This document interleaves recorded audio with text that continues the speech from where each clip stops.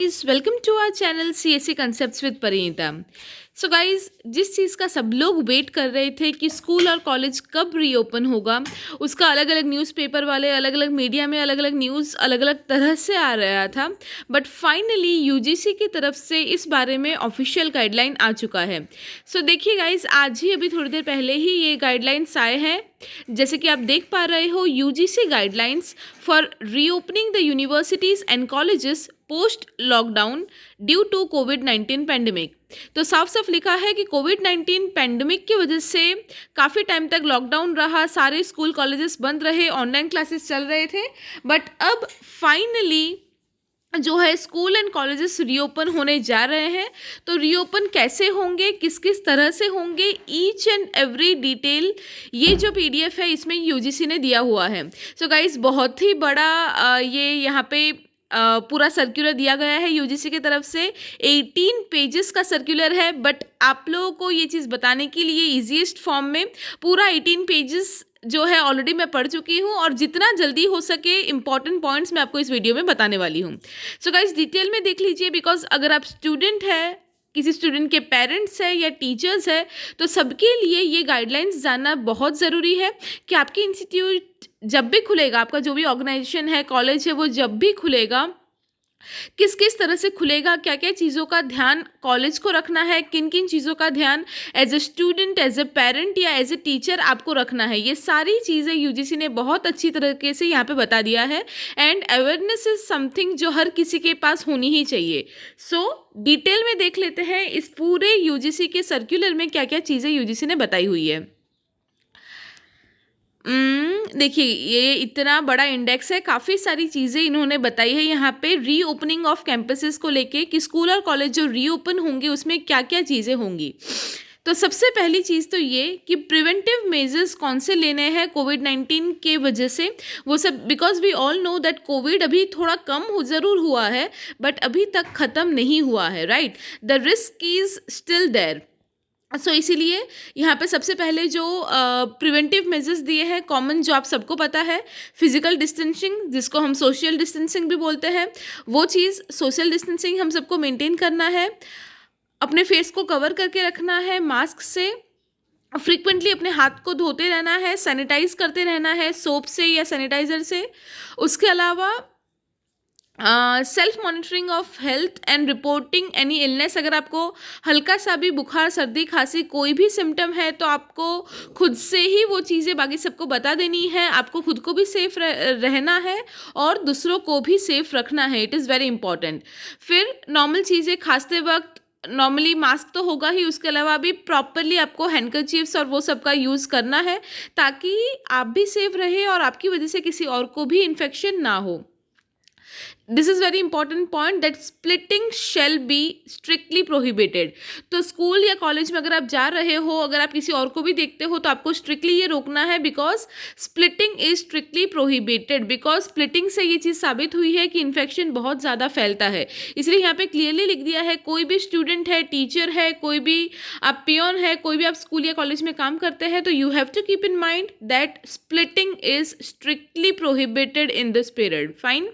उसके अलावा एक और इम्पॉर्टेंट चीज़ कि स्कूल या कॉलेज में एंटर होने के पहले सबको आरोग्य सेतु ऐप अपने मोबाइल में डाउनलोड करना पड़ेगा। ये चीज़ यहाँ पे मल्टीपल टाइम्स यूजीसी ने मेंशन कर दी है, राइट, कि आरोग्य सेतु ऐप सबके मोबाइल में एक्टिवली ओपन होना चाहिए।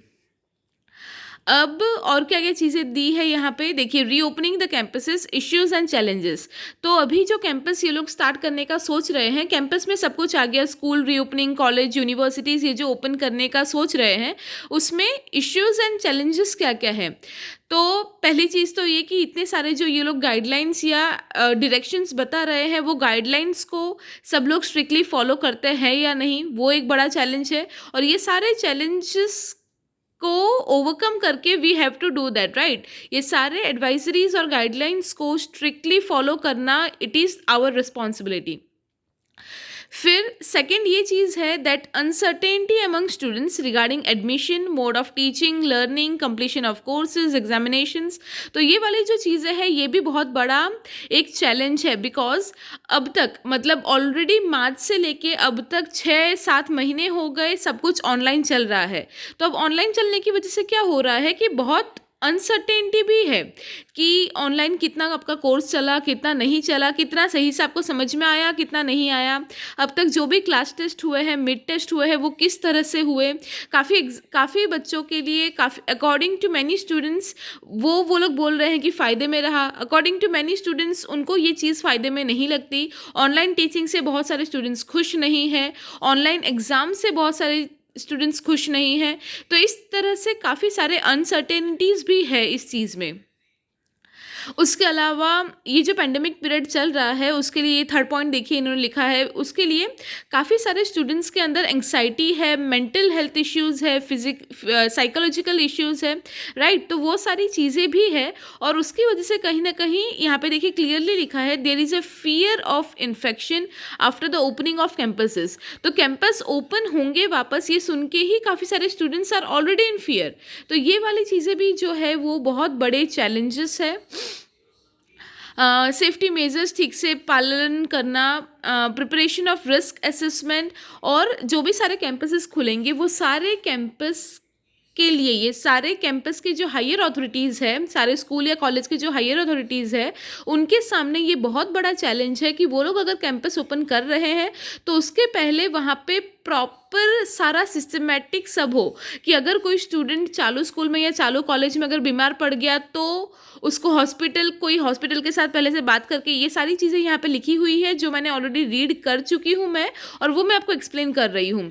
तो यहाँ पे ये चीज़ भी लिखी है कि सारे स्कूल कॉलेजेस की जो हायर अथॉरिटीज़ है उनकी जिम्मेदारी रहेगी कि उनके स्कूल या कॉलेज में भी एक वो लोग कहीं पे एक जोन बनाए, फाइन, जहाँ पे अगर कोई बीमार है, किसी को अगर अनकंफर्टेबल लग रहा है, वो थोड़ी देर जाके आराम कर पाए।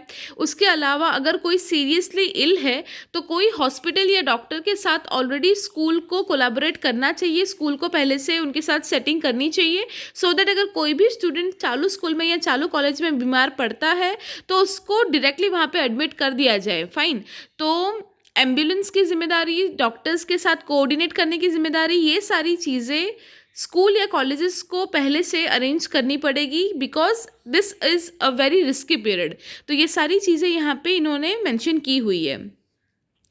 उसके अलावा देखिए measures required before reopening of campuses. तो इसमें वही सारी चीज़ें लिखी है कि कोई भी कैंपस रीओपन करने के पहले जो सेंट्रल गवर्नमेंट या स्टेट गवर्नमेंट है उनको काफ़ी सारी चीज़ों का ध्यान रखना है। सबसे पहली चीज़ तो ये कि कोई भी अगर स्कूल या कॉलेज ओपन हो रहा है तो इट इज़ वेरी नेसेसरी कि वो जो एरिया है, मतलब कोई भी लोकेशन है, लेट्स से गुजरात स्टेट के अंदर महसाना डिस्ट्रिक्ट है, तो वो डिस्ट्रिक्ट अगर सेफ है, अगर वो कंटेनमेंट जोन में नहीं आ रहा, तो ही उस पर्टिकुलर डिस्ट्रिक्ट के जो स्कूल्स या कॉलेजेस है वो रीओपन हो सकते हैं, वरना नहीं। तो जो भी एजुकेशन मिनिस्टर है, स्टेट गवर्नमेंट है, सेंट्रल गवर्नमेंट है, उन लोगों को, हायर अथॉरिटीज़ को इस चीज़ का ध्यान रखना है कि जहाँ पे भी परमिशन दी जा रही है स्कूल या कॉलेज को रीओपन करने की, वो जो एरिया है वो एरिया कंप्लीटली सेफ होना चाहिए, कंटेनमेंट जोन में नहीं होना चाहिए। और एक बार स्कूल कॉलेज, ऐसा नहीं होना चाहिए कि चलो पहले एरिया सेफ है बट स्कूल कॉलेज खुलने के बाद केसेस बढ़ रहे हैं, कोई भी प्रिकॉशन नहीं ले रहा है, ऐसी चीज़ भी स्ट्रिक्टली नहीं होनी चाहिए। एरिया सेफ होना चाहिए तभी स्कूल या कॉलेज रीओपन होगा, और रीओपन होने के बाद भी स्ट्रिक्टली वहाँ पे सबको कोविड के गाइडलाइंस जो है वो फॉलो करने पड़ेंगे, फाइन। उसके अलावा जैसे मैंने वहाँ पे बताया कि स्टूडेंट्स, फैकल्टी या वो स्कूल या कॉलेज के जितने भी स्टाफ मेंबर्स है, टीचिंग या नॉन टीचिंग स्टाफ जो भी है, सबके लिए ये कंपलसरी होगा कि उनके मोबाइल में आरोग्य सेतु ऐप एक्टिव हो, ताकि अगर कोई भी एक दो बंदा भी अगर प्रॉब्लम में है तो उसकी वजह से बाकी लोग प्रॉब्लम में ना पड़े और सब लोग प्रॉपर प्रिकॉशनरी मेजर्स ले पाए, ठीक है। उसके अलावा हाँ, ये एक बहुत इंपॉर्टेंट चीज़ है कि चलो पहली बात तो ये कि इंस्टीट्यूशन के अंदर जो स्टूडेंट्स सारे बैठ रहे हैं तो बैठने के लिए वो लोग प्रॉपर लाइक सीटिंग अरेंजमेंट पहले जैसा होता था, एक बेंच में 3 स्टूडेंट्स 4 स्टूडेंट्स बैठते थे, वैसे नहीं होगा। बेंचेस में जब स्टूडेंट्स बैठेंगे तब प्रॉपर सोशल डिस्टेंसिंग का ख्याल रखा जाएगा। और उसके अलावा जो मेन डेंजर जोन है वो है स्कूल या कॉलेज का एंट्री गेट या एग्जिट गेट, बिकॉज वहाँ पे बल्क में स्टूडेंट्स निकलते हैं। तो इसलिए यहाँ पे ये चीज़ 2-3 बार रिपीटेडली मेंशन की गई है कि एंट्री और एग्जिट पॉइंट्स जो होंगे स्कूल और कॉलेज के, वहाँ पे बहुत ही सिस्टमेटिकली सब कुछ करना पड़ेगा, ताकि स्कूल या कॉलेज जब स्टार्ट होगा और जब छुट्टी होगी, दोनों टाइम पे कभी भी वहाँ पे भीड़ नहीं लगनी चाहिए। और फेजेस में स्टूडेंट्स को बारी बारी फेजेस में बाहर आने या अंदर आने दिया जाएगा, सो दैट कहीं पे भी गैदरिंग ना हो और हर जगह सोशल डिस्टेंसिंग का पालन किया जाए। Then we are having modalities for physical opening of colleges और higher education institutes। तो यहाँ पे बस वही बोला गया है, देखिए ये 2 ही पॉइंट्स है इसमें, that for centrally funded higher education institutes, the head of the institution should satisfy himself or herself regarding the feasibility of the opening of physical classes and decide accordingly। तो at the end जो भी area के specific higher education institutes है, उनके जो head of the institution है, यहाँ पे भी देखिए जैसे लिखा है कि स्टेट यूनिवर्सिटी, प्राइवेट यूनिवर्सिटीज़, तो जो भी अलग अलग तरह के यूनिवर्सिटीज़ है और उनके जो हायर अथॉरिटीज़ है, वो लोग अपने एट द एंड, देखिए ये कोई इसीलिए यहाँ पे ये चीज़ मेंशन की गई है बिकॉज हर जगह कोविड की सिचुएशन अलग अलग है। कहीं पे नंबर ऑफ़ केसेस बिल्कुल नहीं है, वो एरिया कम्प्लीटली सेफ है, बट कहीं पे अगेन इस टाइम पे भी कोविड की सिचुएशन और ज़्यादा ख़राब है और नंबर ऑफ केसेस दिन ब दिन बढ़ रहे हैं। तो इसीलिए यहाँ पे यूजीसी को भी ये चीज़ पता है कि कोई भी एक फिक्स्ड गाइडलाइन वो लोग नहीं रख सकते जो ऑल ओवर इंडिया के हर एक स्टेट में, हर एक डिस्ट्रिक्ट में और हर एक सिटी में लागू पड़ पाए, बिकॉज हर जगह की सिचुएशन अलग अलग है। तो वही बोला गया है कि हर जगह के सिचुएशन के हिसाब से वहाँ के इंस्टीट्यूट के जो भी हायर अथॉरिटीज़ है उनको अप्रोप्रिएट डिसीजन लेना है अपने एरिया में कोविड केसेस को ध्यान में रखते हुए। फाइन, तो वही चीज़ें यहाँ पे दी है। फिर अगेन मेजर्स के बारे में बोला गया है, तो मेजर्स तो ऑलरेडी मैंने आपको जो बोले मोस्टली वही सारे मेजर्स है कि आपको फेस मास्क का यूज़ करना है, सोशल डिस्टेंसिंग का पालन करना है, आरोग्य सेतु ये ऐप इंस्टॉल करना है अपने फ़ोन में। उसके अलावा देखिए क्या बोला है, दैट फाइनल ईयर स्टूडेंट्स में also be allowed to join for academic and placement purposes as per the decision of the head of the institution. Not more than 50% of the total students should be present at any point of time. हाँ, यहाँ पे क्या बोला गया है कि ऐसा भी कर सकते हैं, it is decided that school college open होंगे बट फेजेस में, मतलब काइंड ऑफ हो सकता है स्टूडेंट्स को अल्टरनेट डेज पे बुलाया जाए। मतलब पहले जैसे मंडे टू फ्राइडे रोज़ स्टूडेंट्स स्कूल जाते थे या मंडे टू सैटरडे, अभी कैसा हो सकता है कि हर अल्टरनेट डेज में, लेट्स से कि एक हफ्ते में 3 दिन ही जाएंगे, मंडे वेडनेसडे फ्राइडे, इस तरह से कुछ कर सकते हैं। बिकॉज यहाँ पे एम ये है कि स्कूल और कॉलेज धीरे धीरे खुलना चालू हो जाए बट किसी भी कीमत पे भीड़ ना हो। तो इसलिए यहाँ पे ये चीज़ बोली गई है कि इंस्टीट्यूट्स अपने हिसाब से स्टूडेंट्स को डिवाइड करके बुला सकते हैं। जैसे आज जो है क्लास 1 और 2 के स्टूडेंट्स आए, कल क्लास 3rd और 4th के स्टूडेंट्स आए, इस तरह से भी डिवाइड कर सकते हैं। तो जो भी इंस्टीट्यूट्स है वो अपने हिसाब से डिसाइड कर सकते हैं, but they have to keep in mind कि 50% से ज़्यादा स्टूडेंट्स कभी भी कॉलेज में या स्कूल में नहीं होने चाहिए, राइट। मतलब टोटल जितनी स्ट्रेंथ है कोई भी स्कूल की या कॉलेज की, ज़्यादा से ज़्यादा आप 50% स्टूडेंट्स को ही at a time at a day बुला सकते हो, ठीक है। तो ये चीज़ें भी यहाँ पे बहुत क्लियरली मेंशन कर दी है। फिर उसके अलावा बस वही बोला है कि फाइनल ईयर स्टूडेंट्स को जैसे अपने लेबोरेटरी में ज़रूरत होती है, तो इस तरह से कब किसको क्लासेस अटेंड करने हैं, कब किसको लैब्स अटेंड करने हैं, ये सारी चीज़ों को ध्यान में रखते हुए प्रॉपर शेड्यूल बनाना पड़ेगा यूनिवर्सिटी और इंस्टीट्यूट को, सो दैट किसी के पढ़ाई में भी कोई नुकसान ना हो and on the other hand social distancing का भी पूरी तरह से ध्यान रखा जाए। उसके अलावा ये एक मेजर इश्यू ये भी है कि काफ़ी सारे इंटरनेशनल स्टूडेंट्स हैं, मतलब जो हमें पता है NRI स्टूडेंट्स होते हैं काफ़ी सारे, तो उनके लिए ज़्यादा चैलेंजिंग है बिकॉज ऐसे बहुत सारे NRI स्टूडेंट्स हैं, इंटरनेशनल स्टूडेंट्स हैं, who could not join the program due to international travel restrictions or visa related issues. So online teaching और learning arrangements should also be made for them. तो इधर क्या चीज़ें बोली है कि ऑफलाइन हम चालू तो कर रहे हैं बट काफ़ी सारे स्टूडेंट्स ऐसे हैं जो आउट ऑफ कंट्री के हैं. इनफैक्ट अभी काफ़ी सारे स्टूडेंट्स ऐसे भी हैं जो आउट ऑफ स्टेट जा चुके हैं. लेट्स से गुजरात में कॉलेज है, काफ़ी सारे स्टूडेंट्स पढ़ते हैं बट उनमें से काफ़ी सारे स्टूडेंट्स लेट्स से बंगाली है, पंजाबी है. तो इट इज़ पॉसिबल कि अभी ये कोविड की सिचुएशन की वजह से सब वो लोग अपने अपने वेस्ट बंगाल, पंजाब, राजस्थान, दिल्ली, अलग अलग जो उनका नेटिव स्टेट था वहाँ जा चुके हैं और उनका कॉलेज गुजरात में है. तो इन दैट केस उनके लिए भी ये चीज़ प्रॉब्लम वाली है कि अगर रीओपन करते हैं तो उनको वापस यहाँ आना पड़ेगा. और अभी as we all know that travelling is not a easy task in today's day, right. तो इसीलिए क्या बोला गया है स्कूल या कॉलेज को कि उनके सारे स्टूडेंट्स किस तरह से हैं, कितने आउट ऑफ स्टेट वाले हैं, कितने आउट ऑफ कंट्री वाले हैं, ये सारी चीज़ों को ध्यान में रखते हुए ऑफलाइन क्लासेस तो चालू होंगे ही बट उसके साथ साथ ऑनलाइन लेक्चर्स भी हो सकता है यूनिवर्सिटीज़ को चालू रखना पड़े इन स्टूडेंट्स की वजह से, बिकॉज वो लोग ऑलरेडी दूसरी जगह जा चुके हैं और अभी ट्रैवल रेस्ट्रिक्शंस की वजह से हो सकता है वो लोग वापस कॉलेज के लोकेशन में ना आ पाए. इसीलिए ये एक अगेन इंपॉर्टेंट पॉइंट है दैट ऑनलाइन स्टडीज़ जो है वो भी चालू रखना पड़ सकता है. अगेन यहाँ पे सेफ्टी कंसर्न्स के बारे में बताया है जो ऑलरेडी हम बात कर चुके हैं मोस्टली, ठीक है. उसके अलावा इंस्टीट्यूशन प्लानिंग, तो इंस्टीट्यूशन को अपने हिसाब से क्या क्या प्लान करना चाहिए. तो जो मैंने थोड़े बहुत पॉइंट्स आपको ऑलरेडी बोल चुकी हूँ मैं कि कोई नज़दीकी हॉस्पिटल के साथ ऑलरेडी उनको बात करके रखना चाहिए, कोऑर्डिनेट करके रखना चाहिए कभी भी अगर ज़रूरत पड़े तो. उसके अलावा जो नॉर्मल चीज़ें हैं कि सैनिटाइजेशन करना है, डिसइंफेक्शन प्रोसेस करना है, जब भी स्टूडेंट्स एंटर हो रहे हैं तब उनका टेम्परेचर चेक करना है, राइट. उसके अलावा देखिए teaching hours in a day may be extended as per the requirements of the institution. हाँ, जैसे मैंने आपको बताया कि हो सकता है अभी वीक में स्टूडेंट्स को 2 दिन, 3 दिन या 4 दिन ही जाना पड़े, तब ऑब्वियसली अब नंबर ऑफ डेज अगर कम कर रहे हैं तो हो सकता है नंबर ऑफ आवर्स बढ़ा दें. मतलब पहले स्टूडेंट्स हफ्ते में 6 दिन कॉलेज जाते थे तो अब वो 6 दिन की जगह पे 3 दिन कर दे और हो सकता है टाइम बढ़ा दे. मतलब अगर पहले वो लोग 5 घंटे का ही क्लास करते थे तो अब वो लोग हो सकता है 7 या 8 आवर्स का क्लास करें. तो इस तरह के चेंजेस भी यूनिवर्सिटीज़ अपने हिसाब से कर सकते हैं, ठीक है.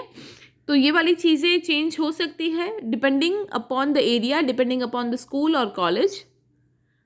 50% स्टूडेंट्स ही अलाउड होंगे, वो मैं ऑलरेडी आप लोगों को बोल चुकी हूँ. Faculty should be train for online teaching learning practices, क्योंकि जैसे मैंने बोला कि अभी हमें पता नहीं कोविड की सिचुएशन कब तक किस तरह से कैसी रहेगी, इसीलिए ऑनलाइन टीचिंग को काफ़ी बढ़ावा दिया जा रहा है और देना भी चाहिए. ऐसे यहाँ पे लिखा हुआ है कि फैकल्टीज़ को और भी ज़्यादा ट्रेन करना चाहिए ऑनलाइन टीचिंग लर्निंग प्रैक्टिसेस के लिए कि ऑनलाइन और किस तरह से अच्छे से वो लोग पढ़ा सकते हैं, ऑनलाइन लेक्चर्स, लेबोरेटरीज, सब कुछ किस तरह से इफ़ेक्टिवली कंडक्ट किया जा सकता है. इसलिए टीचर्स को या फैकल्टीज़ को और ज़्यादा ट्रेनिंग मिलनी चाहिए, ऐसा भी यहाँ पे यूजीसी के गाइडलाइन में लिखा हुआ है, ठीक है. उसके अलावा एंट्री एग्जिट पॉइंट्स के जो सेफ्टी मेजर्स है जैसे मैंने आपको बताया वो सारी चीज़ें, वहाँ पे क्राउड नहीं होना चाहिए, 6 फीट का डिस्टेंस मेंटेन करना चाहिए, वो सारी चीज़ें. और एंटर और एग्जिट दोनों टाइम सारे स्टूडेंट्स, फैकल्टीज़ और स्टाफ मेंबर्स की स्क्रीनिंग होनी चाहिए, टेम्परेचर चेक वगैरह, फेस सबका कवर होना चाहिए मास्क से, सैनिटाइज प्रॉपरली वहाँ पे आते जाते वक्त दोनों टाइम सैनिटाइजिंग करना चाहिए, ठीक है. वो सारी चीज़ें यहाँ पे लिखी हुई है.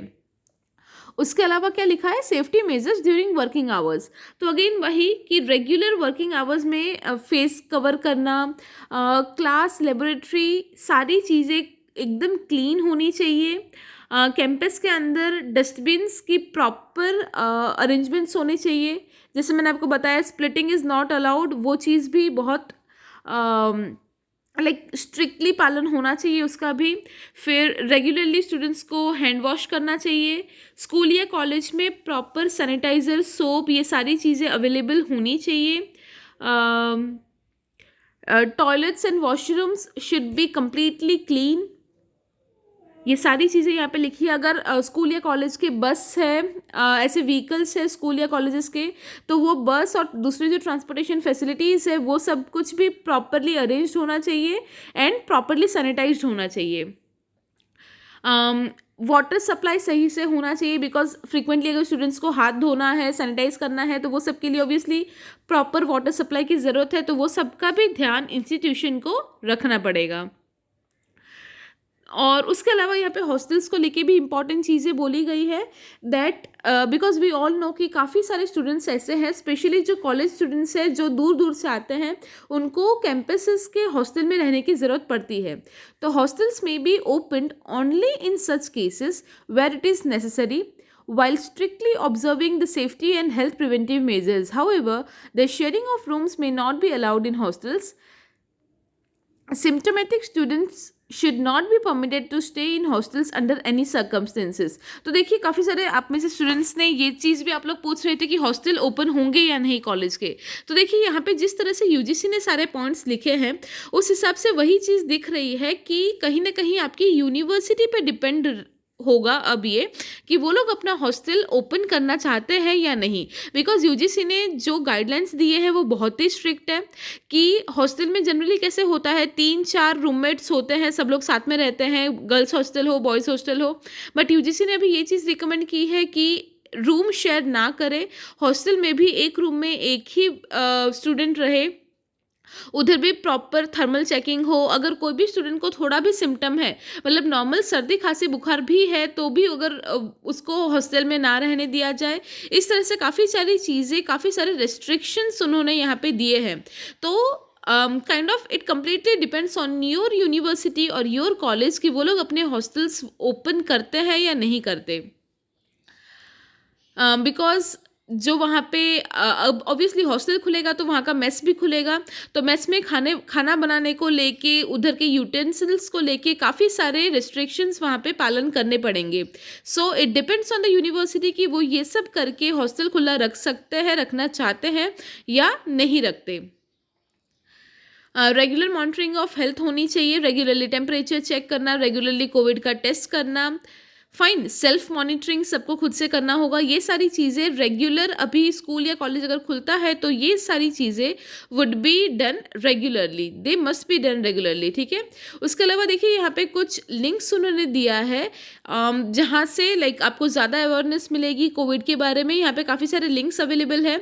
अब यूजीसी के ये मैं जो PDF का लिंक है वो भी आपको डिस्क्रिप्शन में प्रोवाइड कर दूंगी, या फिर यूजीसी के ऑफिशियल वेबसाइट में ही ये अवेलेबल है, वहाँ पे जाके आप ये URL भी देख सकते हो, पूरा डॉक्यूमेंट, और ये जो लिंक्स है इनको भी ओपन करके देख सकते हो।